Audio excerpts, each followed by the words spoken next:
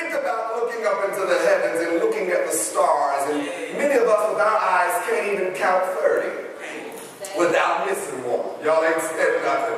God counts the stars and calls them by name, and because of his incomparable strength, doesn't miss a beat. Oh, help us here. Oh, Jacob, or oh, Kemel, or oh, co-pastor, or oh, Esba. How can you say the Lord does not see your trouble? All right now, that he does. If this same God was the God who created stars and has the ability to call each and every one of them by name and don't miss a beat, how then can you say you don't understand what I'm going through? Oh, Israel, how can you say God ignores my rights? Now, it's something when we feel like our feelings are being ignored, or it's something when we feel like something that is not a necessity is being ignored.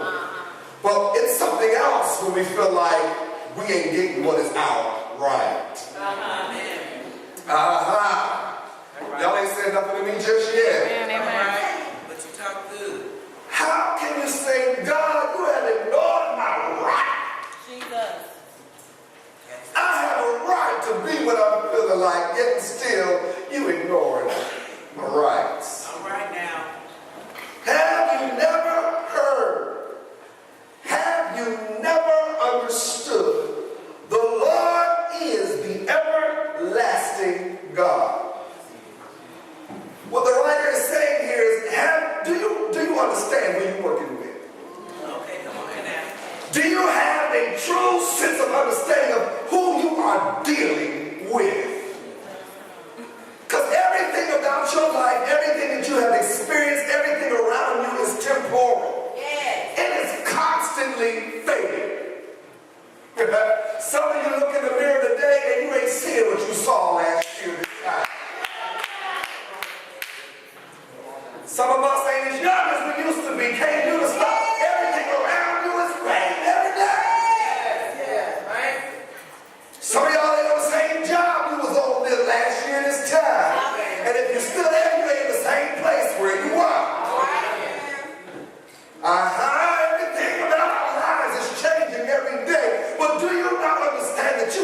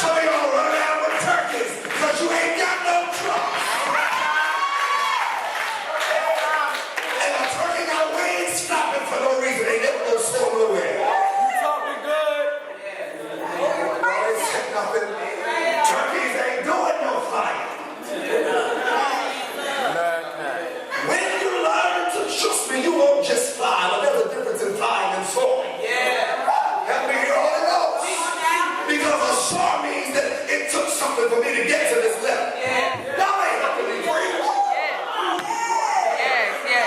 It took some running and start, y'all. It took some flapping, it took some trying, some rehearsing, but I kept on flapping until the wind was under my wings. The wind of the Holy Ghost, the wind of the fire of God, the wind of the anointing, the wind of the persecution, the wind of the stress. The wind came under my wings and I began to soar over trust in God. That's it.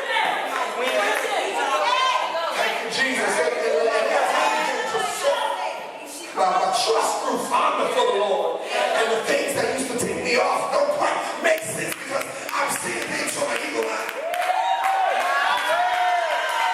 See, when I was down here on your level, I was trying to get there, so I was seeing things in the natural. But when I began to soar, I'm looking down and it goes like,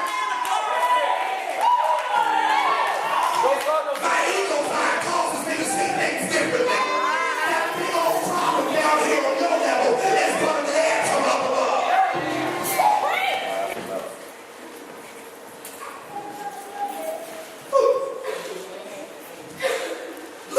Let's just go back up to verse 32. And for God has imprisoned everyone in disobedience, so that he could have mercy on